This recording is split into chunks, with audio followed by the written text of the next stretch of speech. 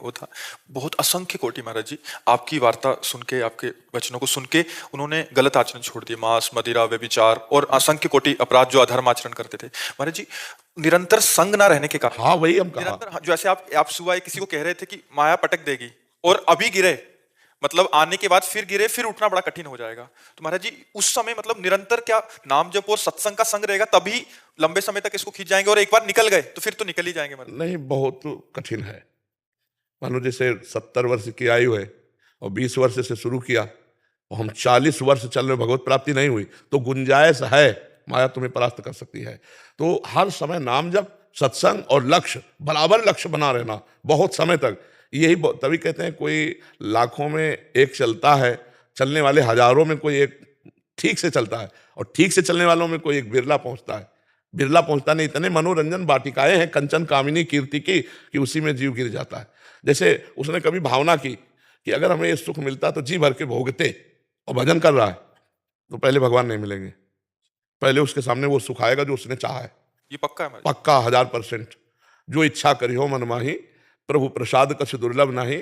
जब रावण ने लात मारा था तो कहा नहीं था विभीषण जी ने, लेकिन सोचा था कि मैं जा रहा हूं राम जी की शरण में, तेरा नाश करवा के इसी सिंहासन पर बैठूंगा। तो भगवान ने जाते ही पहला काम किया था, समुद्र का जल मंगा करके लंकाधिपति कहा था आओ लंकेश। तो घबरा गए कि प्रभु मैं तो आपकी शरण में आया हूं, लंकेश बनने नहीं आया। तो प्रभु ने कहा नहीं, इस बात को स्वीकार करो। तो उन्होंने कहा हाँ, उर कछु प्रथम वासना रही, पर प्रभु पद प्रीति सरित सो बही। प्रभु थी मन में बात, पर अब आपके चरणों को देखकर प्रेम सरिता में बह गया। मुझे लंकेश नहीं, आप अपने चरणों का नहीं, बोले लंकेश भी बनो, चरणों की दासत्व भी प्राप्त करो। तो हमें लगता है कि अगर हमारी वासना कोई है अंदर, फिर आगे भजन के बल से पहले वो वासना पूरी होगी।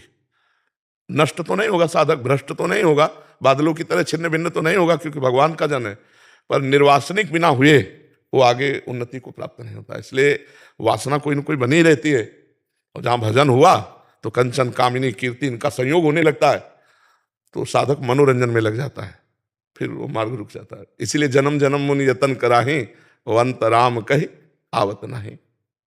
तो प्रयास करते रहो, कभी चूक मत करना। यही महाराज जी जो आपने कहा, यही स्थिति मेरे साथी से कैसे बचे? नाम जप खूब, और नाम जप बढ़ाओ, पावर बढ़ाओ, राधा राधा राधा राधा राधा राधा, और गलत संग ना करना। राधा राधा कहते हुए भी यदि गलत संग करोगे, नारद जी से प्रश्न हुआ कस्तरति कस्तरति कस्तरति मायाम, कौन तर जाता है, कौन तर जाता है माया से, कौन तर जाता है? तो बोले यो महानुभाव सेवते, यो संगास त्यजति, यो ममतास त्यजति।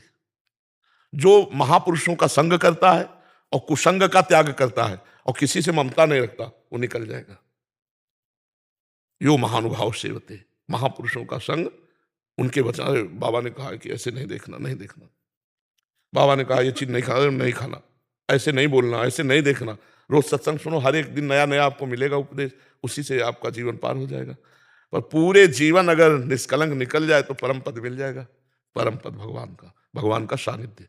और जो चाहोगे, भजन कर रहे हो, भगवान मिलने की तो बात, ऐसे जो चाहोगे वो मिल जाएगा, और कुछ नहीं चाह रहेगी तो भगवान मिल जाएंगे। तो निश्चिंत होकर भजन करो, इसमें घाटा तो है नहीं, गिर भी पड़ोगे तो भी घाटा नहीं।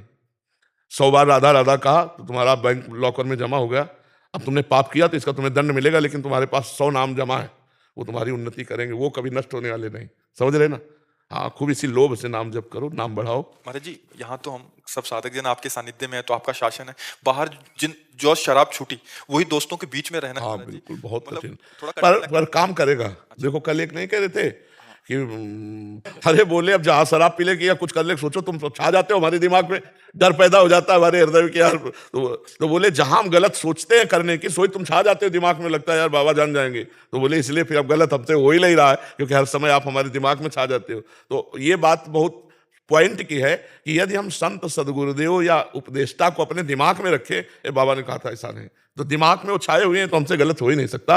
और भगवान की ऐसी कृपा है कि लाखों लोग इस बात को समझ रहे हैं कि भगवान की कृपा से वो सतमार्ग में चलने की तैयारी कर रहे हैं। कोई चल रहे हैं, कोई चल चुके हैं, तो इसमें घाटा नहीं होगा, क्योंकि भगवान नहीं चलाते हैं। अगर वो ना चलावें तो अपने लोगों की ताकत ही नहीं कि चल पावे।